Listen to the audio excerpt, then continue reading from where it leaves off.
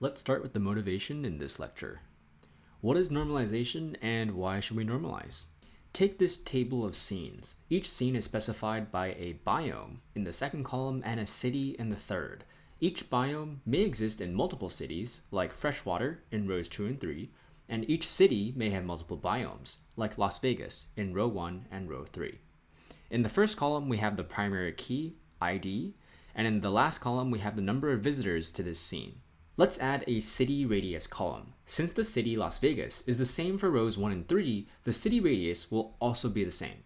We'll have to copy and paste 15 each time we see Las Vegas. This is redundant.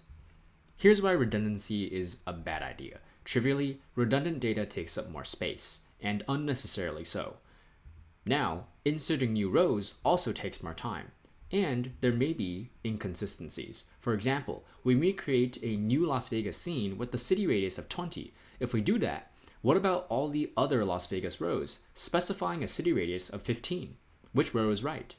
We want to eliminate the possibility of even including inconsistencies. Conceptually, here's the answer. Here's our table with redundant information. We'll take these two columns in purple and move them into a new table called city. To move these purple columns into a new table, we introduced a new primary key for city, shown in yellow on the right. We'll also refer to the city's ID in a foreign key column called city ID on the left. In this way, we can link scenes with the respective cities. This process is an example of normalization. Normalization, in particular, is a database design technique to remove redundancy and anomalies. And here's why normalization is a good idea.